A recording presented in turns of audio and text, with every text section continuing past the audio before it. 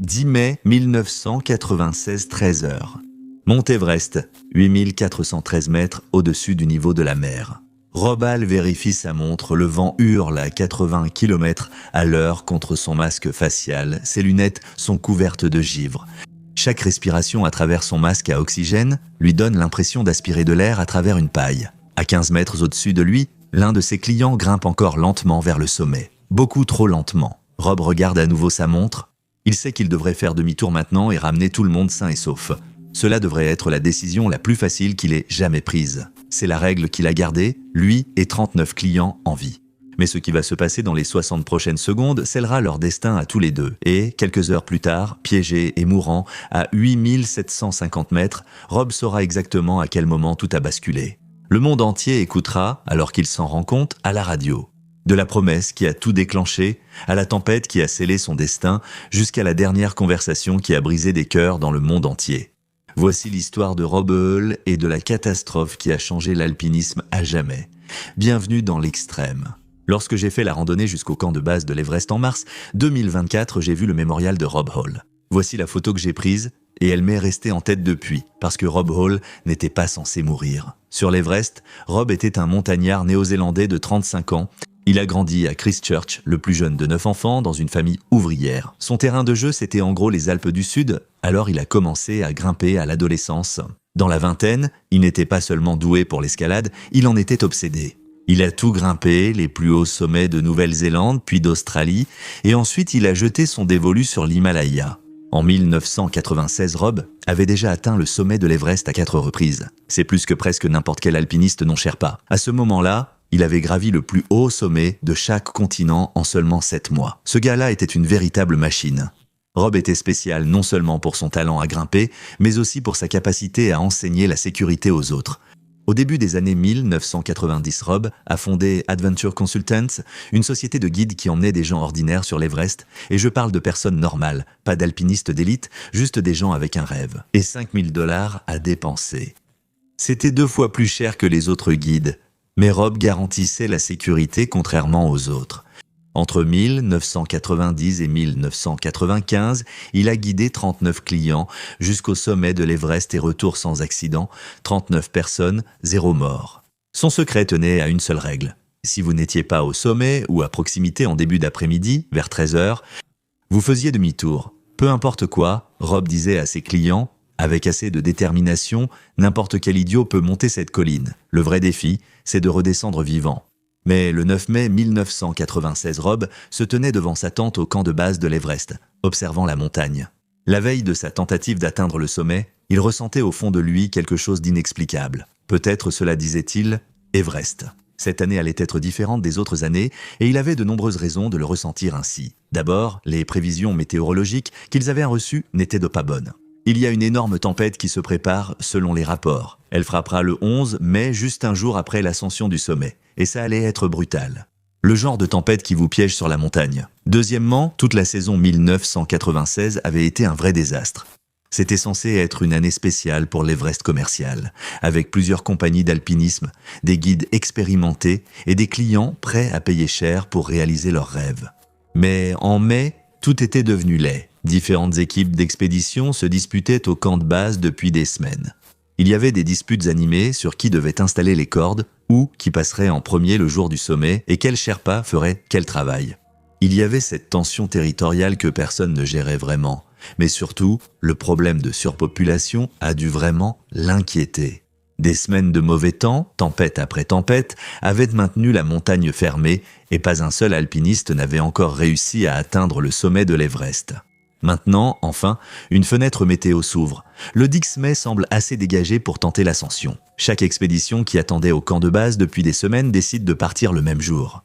Cela signifie que 33 alpinistes tentaient tous d'atteindre le sommet le 10 mai maintenant. Si vous ne faites pas d'alpinisme, cela ne vous semble peut-être pas si grave. L'Everest est grand après tout et 33 reste un petit nombre, mais l'itinéraire pour monter l'Everest est essentiellement un sentier en file indienne à la plupart des endroits. Des sections techniques comme les ponts Hillary, qui est en gros un mur de roche presque vertical de 12 mètres, sont des endroits où une seule personne peut grimper à la fois. On ne peut pas se précipiter, il faut juste attendre son tour. Rob l'a fait 5 fois. Il savait que 33 personnes sur cet itinéraire signifiaient d'énormes retards et des embouteillages à 8500 mètres, ce qui veut dire que les gens allaient rester là-haut bien plus longtemps qu'ils ne le devraient. Ce qui veut dire que les gens vont dépasser leur limite de 13 heures en essayant d'atteindre le sommet, ce qui veut dire que des gens vont mourir. Et pourtant, malgré les prévisions de tempête, la tension et tout ce que son instinct lui crie de patienter, il dit à ses alpinistes de se préparer. Ils partent à minuit. Rob Hall est sur le point d'enfreindre toutes ses règles de sécurité et cela va lui coûter tout ce qu'il a.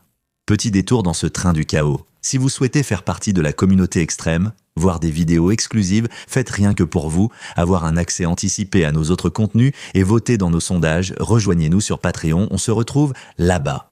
Rob a ignoré tous les signaux d'alerte ainsi que sa propre règle de demi-tour, suivie pendant des années durant sa brillante carrière d'alpiniste. Juste pour ce client en particulier, qui est-il et qu'a-t-il de si spécial ?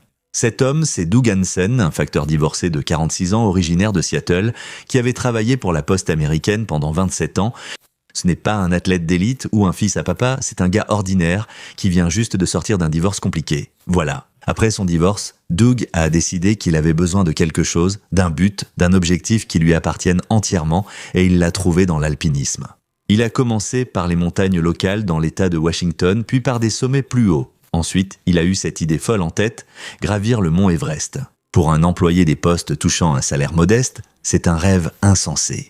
L'expédition à elle seule coûte 65 000 $, et cela ne compte même pas l'équipement, l'entraînement ou les congés du travail. Mais Doug est devenu obsédé par ce rêve, il a arrêté de boire, s'est mis à courir des marathons et a économisé chaque centime possible. Et en 1995, il avait enfin assez d'argent pour payer Rob Hall afin qu'il le guide jusqu'au sommet de l'Everest. Le 10 mai 1995, un an avant notre histoire, Doug était en train de le faire. Il était en route vers le sommet du mont Everest avec l'un des meilleurs guides du monde. Mais l'ascension était brutale et Doug avait du mal. Il se rapprochait de plus en plus de la réalisation de son rêve, mais il avançait trop lentement. À 14h30, Doug Hansen se trouvait à 100 mètres du sommet du mont Everest.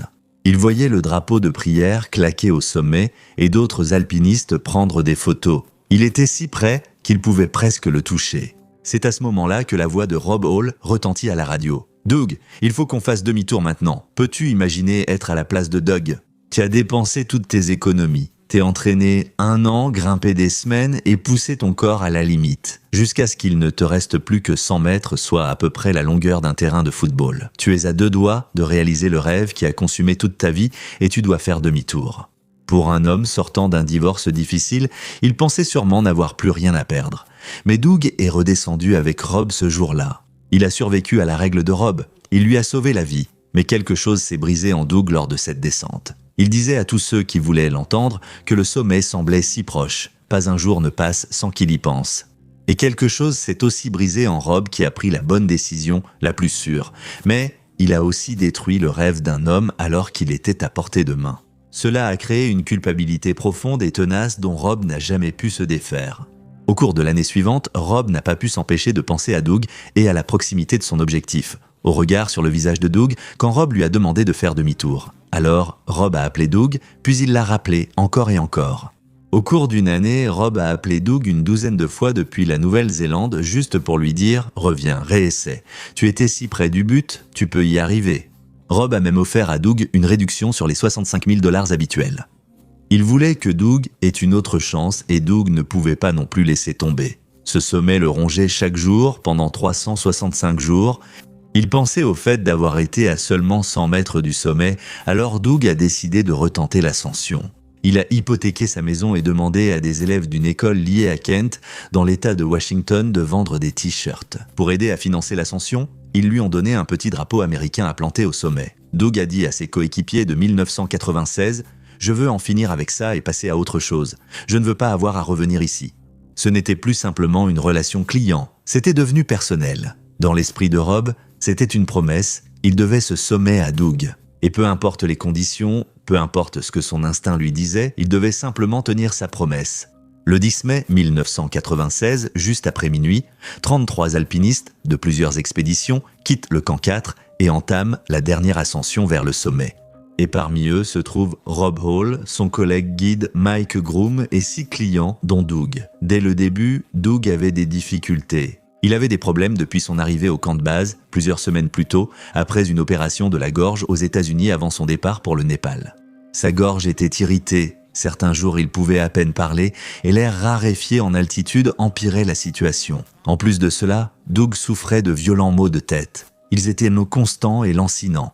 Doug a décrit cela aux autres alpinistes en disant « Quelqu'un m'a planté un clou entre les yeux ». Et puis, il y avait ses orteils.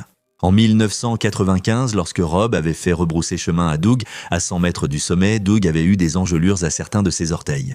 Pas assez grave pour les perdre complètement, mais suffisamment pour qu'il en ait perdu des morceaux. Et maintenant, en 1996, ces mêmes orteils le faisaient encore souffrir. Le froid les atteignait. Quelques jours avant l'ascension finale, Doug avait en fait dit à Rob « J'en ai fini, je ne peux même plus parler, l'ascension est terminée pour moi ». Rob lui a conseillé de se reposer, affirmant qu'il était solide et qu'il s'en remettrait. Doug semblait effectivement aller mieux, assez pour tenter l'ascension le 10 mai. Mais cette nuit-là, alors qu'il monte la montagne dans l'obscurité, Rob voit que Doug peine encore. Son rythme est bien trop lent. Chaque pas semble demander un effort énorme. Ce malaise de la veille a dû commencer à revenir, mais Rob le refoule et ils continuent à grimper. Mais lorsqu'ils atteignent une section à environ 8400 mètres d'altitude, appelée le balcon, tout s'arrête net. Le balcon est cette zone relativement plate sur l'itinéraire, mais juste après, il y a une section raide qui nécessite des cordes fixes. Ce sont des lignes de sécurité permanentes où les alpinistes attachent leur harnais pour éviter de tomber. Le problème, c'est qu'il manque les cordes. Un Sherpa de l'expédition devait les installer plus tôt, mais ce n'est pas encore fait.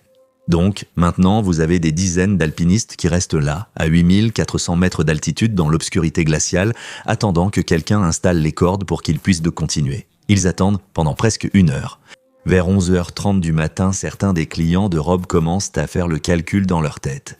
Ils regardent combien de temps ils ont perdu, ils constatent à quel point le rythme a été lent, ils voient la longue file d'alpinistes encore devant eux. Et 3 des clients de Rob, nommés Stuart Hutchison, John Taskey et Lou Kozishka, prennent une décision. Ils décident de faire demi-tour.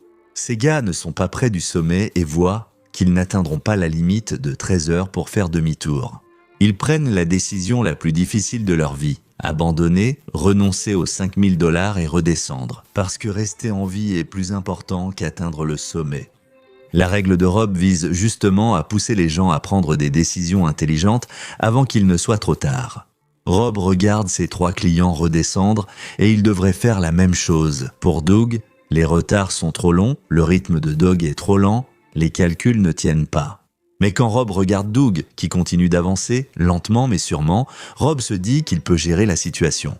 D'ici 13 heures, Rob et Doug sont à 27 600 pieds, ce qui est encore à plus de 1400 pieds en dessous du sommet. À la vitesse à laquelle ils avancent, cela représente au moins encore 1h30 d'ascension, peut-être 2 heures. Ce qui signifie que si Rob suit sa règle maintenant, comme il est censé le faire, ils n'atteindront pas le sommet. Doug n'arrivera pas au sommet une nouvelle fois. Peux-tu t'imaginer à la place de Rob en ce moment ?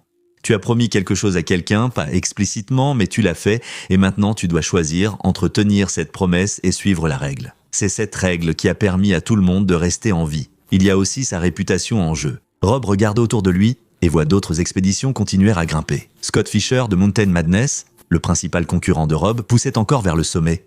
Scott, comme Rob, était aussi un guide d'élite. Tous les deux demandèrent des tarifs élevés. Tous les deux avaient des clients qui attendèrent des résultats. Si Rob fait demi-tour et que Scott emmène ses clients au sommet, qu'est-ce que cela implique ? Que vont penser les gens ? Que vont penser les futurs clients quand ils devront choisir à quelle compagnie verser $5000 ? Et puis, il y a quelque chose d'encore plus profond. Rob Hall a atteint le sommet de l'Everest 5 fois. Il connaît cette montagne mieux que presque n'importe qui, à part les Sherpas. Et il y a cette voix dans sa tête qui dit « Tu es Rob Hall, tu peux gérer ça. D'autres guides ont peut-être besoin de cette heure limite de 13 heures. Toi, avec ton expérience et tes compétences, tu peux aller plus loin et ramener tout le monde en bas en sécurité. » Ce n'est pas vraiment de l'arrogance, c'est de la confiance acquise au fil de 8 années de succès, 39 clients, 0 mort.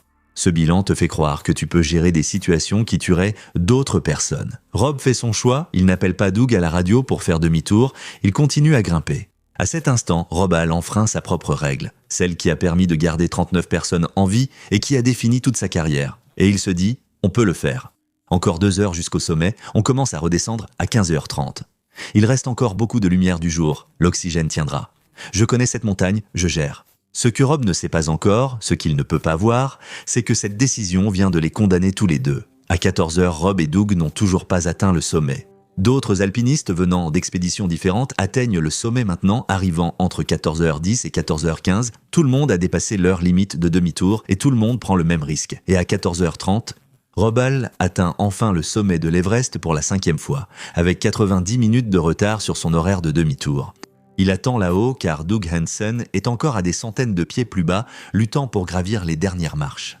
Puis, Rob fait quelque chose qui scelle leur destin à tous les deux. Il voit Doug en difficulté, alors il commence à redescendre vers lui, juste pour l'aider à franchir cette dernière section, juste pour l'aider à réaliser son rêve.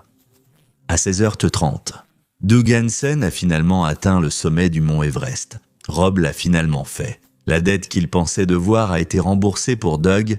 C'est le moment pour lequel il a vécu. Il sort le petit drapeau américain que les élèves lui ont donné. Il essaie de sourire pour une photo, mais son visage est presque gelé. Il n'y a pas de célébration, pas de cri de victoire, juste deux hommes épuisés debout au sommet du monde, sachant déjà d'une certaine manière qu'ils sont en difficulté. Je vais vous expliquer pourquoi, si vous ne faites pas d'alpinisme, vous pensez peut-être que quelques heures de retard, ce n'est rien. Mais en mai, le soleil se couche sur l'Everest vers 18h. Cela leur laisse peut-être 90 minutes de lumière du jour et du sommet jusqu'au camp, 4 là où il y a un abri, des tentes, de la sécurité. C'est une descente d'au moins 4 à 5 heures, ce qui signifiait qu'ils allaient essayer descendre dans l'obscurité totale pendant au moins 2 à 3 heures. Dans la zone de la mort, où les températures peuvent descendre jusqu'à moins 40 degrés et où votre cerveau privé d'oxygène fonctionne à peine. Et en parlant d'oxygène, les bouteilles des deux hommes sont presque vides. Ils grimpent depuis plus de 16 heures, ces bouteilles ne durent pas éternellement. Rob Hall, le guide qui a prêché les horaires de demi-tour pendant 8 ans, le guide qui a sauvé 39 vies en suivant sa règle, vient de se mettre, lui et Doug, dans une situation où survivre est presque mathématiquement impossible. Alors qu'ils commencent à redescendre vers 16h45, Rob remarque quelque chose, le vent se lève, pas progressivement mais rapidement. Les nuages qui étaient lointains au-dessus des sommets voisins plus tôt fonçaient maintenant vers l'Everest, sombres, massifs, se déplaçant à une vitesse incroyable. À 17h, le 10 mai, le vent commence à hurler à plus de 160 km à l'heure, la température chute à moins 40 degrés, tout autour de Rob, tout autour de tout le monde. Dans les 900 derniers 6 mètres de l'Everest, la neige et la glace épaisse et tourbillonnante empêchent de voir à plus de quelques mètres. C'est un vrai brouillard blanc. Cela ne signifiait qu'une chose, la tempête massive prévue pour le 11 mai était arrivée avec une journée d'avance. Je veux que tu t'imagines être Rob pendant une seconde. Tu es à 8800 mètres d'altitude, ton oxygène est presque épuisé, ton client peut à peine bouger, la nuit commence à tomber. Et la tempête que tu pensais avoir 24 heures pour éviter vient de te piéger au sommet du monde. D'autres auraient peut-être abandonné, mais tu es Rob Hall. Tu as déjà été dans des situations difficiles. Tu as atteint le sommet de l'Everest 5 fois. Tu as ramené 39 personnes chez elles en toute sécurité. Tu trouves toujours une solution, c'est ton habitude. Rob et Doug redescendent, Doug suit. Ils avancent dans la tempête de neige. Le vent hurle furieusement, essayant de les faire tomber de la montagne, mais Rob a déjà descendu cet itinéraire plusieurs fois. Il savait où marcher, où s'attacher, il aurait pu le faire les yeux fermés. Les deux alpinistes ont peut-être descendu une trentaine de mètres depuis le sommet. Ensuite, ils ont atteint la corniche Hillary, un mur de roche presque vertical de 12 mètres, où il faut s'attacher aux cordes fixes et se descendre prudemment. Dans de bonnes conditions, cela prend peut-être 10 minutes, mais là, les conditions ne sont pas bonnes. Rob s'attache à la corde et commence à descendre, main après main, les pieds cherchant les prises. Il atteint le bas et regarde vers le haut, attendant que Doug le suive. Mais Doug reste simplement là, en haut de la corniche, sans bouger, oscillant légèrement. Dans le vent à 160 km à l'heure, Rob lui crie d'en haut « Doug, attache-toi, commence à descendre ». Rien, Doug ne bouge pas. Et c'est à ce moment-là que quelque chose change dans l'esprit de Rob, une petite fissure de compréhension. Doug n'hésite pas, Doug n'a pas peur, Doug ne peut pas bouger. Son corps ne répond pas, alors Rob commence à remonter la Hillary Step, luttant contre la gravité, l'épuisement et la tempête.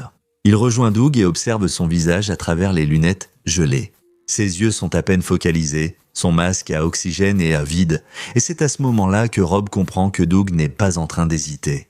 Son corps s'est arrêté après 16 heures dans la zone de la mort. Son cerveau ne peut plus envoyer de signaux à ses muscles. Il est conscient, debout, mais ne parvient pas à faire agir son corps comme il le souhaite. Rob essaie de l'aider, essaie de guider ses mains vers la corde pour qu'ils puissent descendre ensemble, mais les doigts de Doug ne s'agrippent de pas. Il glisse simplement de la corde. Rob essaie à nouveau, même résultat, à 17h30. Rob appelle le camp de base à la radio. Sa voix est différente maintenant, tendue, urgente. Doug n'a plus d'oxygène. Il est faible. Il ne peut pas descendre la marche Hillary sans nouvelle réserve. Et voici ce qui rend cela si dévastateur. Rob Hall ne peut pas laisser Doug mourir seul. Ce n'est pas qu'il ne veut pas, c'est qu'il ne peut littéralement, psychologiquement, pas le faire. Toute son identité, tout ce qui fait de lui Rob Hall, repose là-dessus. Je n'abandonne pas les gens, ce qui veut dire que si Doug ne peut pas descendre, Rob ne descend pas non plus. Le guide qui a sauvé 39 vies vient de réaliser qu'il est piégé. Son rôle a changé. Il n'est plus un guide essayant de sauver son client, c'est un homme qui est sur le point de mourir. Durant la nuit, du 10 au 11 mai, Rob et Doug luttent pour redescendre depuis l'arête Hillary. Il leur faut plus de 12 heures pour parcourir à peine 150 mètres. Ils rampent, se reposent, toutes les quelques minutes, avançant centimètre par centimètre à travers la tempête. À 2h46 du matin. 9 heures après la tempête, quelqu'un au camp de base capte une transmission radio brouillée, des grésillements et le vent qui hurle. Puis, une voix a crié « Continuez à avancer, continuez !» C'est Rob qui essaie encore, qui guide encore, qui se bat toujours pour garder Doug en vie, qui lutte encore contre ce qu'il sait être vrai. Mais à 4h43 du matin, le 11 mai, lorsque la voix de Rob revient à la radio, tout a changé. Sa voix est faible, rauque, à peine audible à cause du vent. Il est à maintenant au South Summit, à environ 8750 mètres d'altitude. Il est redescendu de l'arête Hillary, d'une manière ou d'une autre, mais il est seul. Quelqu'un au camp de base pose la question que tout le monde redoutait. Rob, où est Doug ? Il y a un silence, du vent, des interférences, puis la voix de Rob. Doug est parti, 2 mots, c'est tout. Pas d'explication, pas de détails. Doug Hansen est mort quelque part sur cette montagne, entre la marche Hillary et le sommet sud. Que ce soit une chute, un malaise, ou simplement s'être arrêté et gelé, Rob ne le dit pas. Peut-être qu'il ne sait pas, peut-être qu'il n'arrive pas à le dire, et peut-être aussi que c'est parce que Rob avait ses propres problèmes. Voyez-vous, Rob était au-dessus de 8000 mètres depuis plus de 24 heures, son oxygène était épuisé depuis des heures. Il a été exposé à des vents allant jusqu'à 160 km à l'heure et à des températures de moins 40 degrés, sans tente, sans abri, rien d'autre que sa combinaison d'alpinisme. Ses mains sont détruites par de graves engelures, il ne sent plus ses doigts. Elles sont gelées, raides et inutilisables. Pour sa radio, il doit utiliser ses 2 mains juste pour appuyer sur le bouton. Ses pieds sont dans le même état, gelés, durs à l'intérieur de ses bottes. Il ne les a pas enlevés pour vérifier, mais il sait qu'il sent l'engourdissement remonter le long de ses jambes. Rob a maintenant passé toute une nuit à 8750 mètres d'altitude exposé et il est toujours en vie. Son esprit est vif, il peut encore parler et réfléchir, mais son corps abandonne. À 9 heures du matin, le 11 mai 1996, Rob a réussi à faire fonctionner à nouveau son masque à oxygène. Il avait complètement gelé pendant la nuit, mais d'une manière ou d'une autre, il a réussi à le dégager et à le connecter à l'une des bouteilles d'oxygène de rechange. Les Sherpas sont restés en dessous de sa position. Il appelle le camp de base à la radio et sa voix semble meilleure, plus forte, comme l'ancien Rob. J'ai de l'oxygène, mes mains et pieds sont gelés, mais je pense pouvoir redescendre au camp de base. Guy Cotter, guide de l'Everest et proche ami de Rob, entend cela et ressent un élan d'espoir. Peut-être que Rob peut y arriver. Peut-être que le meilleur guide de l'Everest peut accomplir un miracle de plus. Mais ensuite, Rob ajoute « Je dois juste me reposer un peu, me réchauffer, puis je commencerai à bouger. » Les heures passent. Rob ne bouge pas à 15 heures. Guy devient plus insistant. « Rob, tu dois descendre maintenant. Tu ne peux pas rester là-haut. » Et c'est là que tu peux entendre quelque chose de fascinant et bouleversant dans la voix de Rob. « Écoute, si je pensais pouvoir gérer les nœuds sur les cordes fixes avec mes mains gelées, je serais descendu il y a 6 heures. Mon pote, envoie juste 2 gars avec un grand thermos de quelque chose de chaud. Et ça ira, ça ira. » Écoute ces mots. Rob Hall est à 8748 mètres. Il est exposé depuis plus de 30 heures. Ses mains et ses pieds le sont détruits. Et une partie de son cerveau croit encore que les secours vont arriver. Il croit encore qu'il va redescendre. Parce que même si l'esprit de Rob est encore vif, son corps ne peut plus faire ce que son esprit lui dit de faire. Ses mains ne peuvent plus saisir les cordes, ses pieds ne peuvent plus supporter son poids. Même s'il le pouvait, il est si faible après 30 heures dans la zone de la mort qu'il peine à s'asseoir. Rob envisage alors des options impossibles. Pourrait-il ramper le long de l'arête ? Peut-être, mais du sommet sud au camp 4, il y a plus de 600 mètres de terrain escarpé et technique. Il a demandé si quelqu'un pouvait venir, puis Guy doit annoncer à Rob une nouvelle qui brise son dernier espoir. Deux Sherpas nommés Ngdorje et Lakpachiri ont essayé de le rejoindre, ce matin-là. Ils ont gravi 900 mètres de dénivelé depuis le camp 4, luttant contre la tempête, luttant contre l'épuisement. Ils sont arrivés à moins de 100 mètres de Rob, si près qu'ils pouvaient le voir. Mais les vents à cet endroit soufflaient à plus de 160 km/h assez fort pour les emporter hors de la montagne. Ils ont attendu 45 minutes, ont tout essayé, mais ils n'ont pas pu parcourir ces derniers 100 mètres. Ils ont laissé des bouteilles d'oxygène et un thermos de liquide chaud aussi haut qu'ils ont pu atteindre. Puis ils ont dû faire demi-tour car sinon ils seraient morts eux aussi. Rob prend cette nouvelle calmement. D'accord, j'attendrai ici, alors peut-être que le temps s'améliorera. Il s'accroche toujours à la possibilité que quelque chose change, que la tempête passe, qu'il est plus chaud, qu'il survivra, contre toute logique, physique et biologie. Mais je crois qu'une part de Rob savait que personne ne viendrait, qu'il était déjà mort et en était conscient. Il reste lucide alors que son corps meurt, ce qui rend la mort de Robol particulièrement cruelle. Il n'est pas confus, il n'est pas délirant, il est pleinement, douloureusement conscient de ce qui lui arrive. À 18h20, le 11 mai à 18h20, le camp de base connecte la radio de Rob à un téléphone satellite pour appeler sa femme Jeanne Arnold, enceinte de 7 mois, à Christchurch, Nouvelle-Zélande. Jeanne est médecin, une alpiniste accomplie qui a gravi l'Everest avec Rob en 1993. Elle connaît ces montagnes, elle sait ce que cela signifie quand quelqu'un est coincé à 8748 mètres pendant plus de 30 heures avant que l'appel ne passe. Rob demande une minute, sa voix est calme. « Donne-moi une minute, j'ai la bouche sèche. » Je veux manger un peu de neige avant de lui parler. Rob se prépare, car ce qu'il va faire sera peut-être la chose la plus difficile de sa vie. Il s'apprête à réconforter la femme qu'il aime alors qu'il est en train de mourir, et il va essayer de paraître bien et de ne pas laisser transparaître la peur dans sa voix. L'appel se connecte et des dizaines de personnes dans différents camps sur la montagne écoutent sur la fréquence radio. Tout le monde est silencieux car chacun sait ce que c'est. C'est un adieu. Rob parle en premier. Sa voix est calme, presque douce. « Salut ma chérie. J'espère que tu es bien au chaud dans un bon lit. Comment vas-tu ?» Il essaie de paraître normal, comme si c'était juste un autre appel depuis la montagne. La voix de Jeanne passe à la radio, on l'entend tenter d'être forte et de lui donner de l'espoir. « Je pense énormément à toi, tu sembles bien mieux que prévu. Tu as chaud mon chéri ?» Dans le contexte de l'altitude, de l'endroit, je suis relativement à l'aise. Il ment. Il a été exposé à 8748 mètres pendant plus de 30 heures, ses mains et ses pieds sont détruits. Son corps est en train de lâcher, mais il dit « relativement à l'aise » parce qu'il essaie de la protéger. Jean, essayant désespérément de lui donner quelque chose à quoi s'accrocher, dit « J'ai hâte de te remettre complètement sur pied. Quand tu rentreras à la maison, je sais juste que tu vas être secouru, ne te sens pas seul.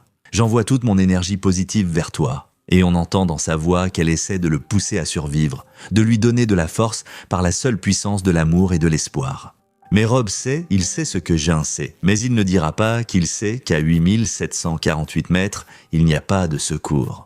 Comme il l'a lui-même dit un jour, tu pourrais tout aussi bien être sur la Lune. Dans les derniers mots de Rob, les derniers mots qu'il dira jamais à qui que ce soit, ce sont ceux-ci. Je t'aime. Dors bien, ma chérie. S'il te plaît, ne t'inquiète pas trop. Écoute ça encore une fois. S'il te plaît, ne t'inquiète pas trop. Pas, je te verrai bientôt. Pas, je vais m'en sortir, juste, s'il te plaît, ne t'inquiète pas. Il ne demande plus comment vivre, il essaie d'adoucir la façon dont il meurt. Rob éteint sa radio. Après cet appel, il a dit ce qu'il avait à dire. Et maintenant, dans le silence, dans le froid, Robol a affronté seul ce qui l'attendait.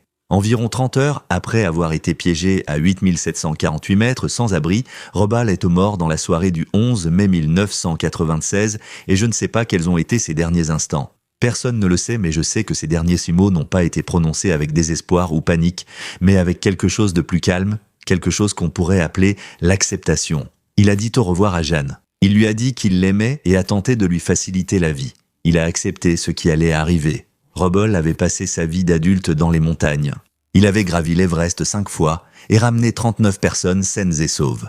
Désormais, la montagne qu'il aimait, respectait et connaissait mieux que beaucoup, était en train de le prendre. Le 23 mai 1996, 12 jours après le dernier appel radio de Rob, des alpinistes d'une expédition IMAX ont atteint le sommet sud et ils ont trouvé le corps de Rob. Il était resté figé, assis dans la petite dépression abritée où il avait passé ses dernières heures, face au sommet et à l'endroit de sa décision et de sa promesse. Pour Doug Hansen, la catastrophe de 1996 n'a pas seulement emporté Rob, beaucoup d'autres personnes sont mortes ce jour-là. Rob Hall, Doug Hansen, Andy Harris, un autre des guides de Rob qui a disparu en essayant de les aider. Yasuko Namba, une cliente japonaise de 47 ans qui a atteint le sommet mais est morte en redescendant. Scott Fisher, le guide de Mountain Madness qui était le concurrent de Rob, et 3 alpinistes indiens sur l'arête nord. La saison 1996 est devenue la saison la plus meurtrière de l'Everest à cette époque. Au total, 12 personnes sont mortes sur la montagne ce printemps-là. Mais autre chose est ressortie de la mort de Rob Hall, quelque chose qui a changé l'alpinisme à jamais. Après mai 1996, l'heure limite de 14 heures pour faire demi-tour est devenue non négociable. Les agences de guides qui ne l'appliquent pas strictement ne durent pas. Ce n'est plus une suggestion, c'est pratiquement la loi. La météo est désormais obligatoire pour toutes les expéditions, la sélection des clients est plus stricte, les communications et les protocoles d'oxygène ont été renforcés. La pose des cordes a été coordonnée entre les expéditions pour éviter le genre de retard qui ont coûté à Rob et Doug des heures précieuses. Mais au-delà des changements techniques, il y a eu un changement culturel. L'accent est passé de « atteindre le sommet à tout prix » à « revenir sain et sauf » pour définir le succès. Comme le disait Rob, monter cette montagne est facile, le vrai défi, c'est d'en redescendre vivant. Cette phrase est devenue le mantra du secteur. En mars 2024, lors de ma randonnée jusqu'au camp de base de l'Everest, j'ai vu le mémorial de Rob Hall. En levant les yeux vers la montagne, j'ai compris quelque chose. Il ne s'agit pas vraiment de mauvais jugement ou d'enfreindre les règles. Il s'agit de loyauté, de promesses et du prix à payer lorsque ton identité t'appelle. Sois quelqu'un qui n'abandonne pas les autres, même si c'est parfois la seule façon de survivre. Rob Hall n'est pas mort parce qu'il a commis une erreur, il est mort parce qu'il a tenu une promesse. Et même si cela lui a tout coûté, cela nous a aussi montré quelque chose sur le poids de la responsabilité. Merci d'avoir regardé et on se retrouve dans la prochaine vidéo. Restez audacieux et vivez avec courage.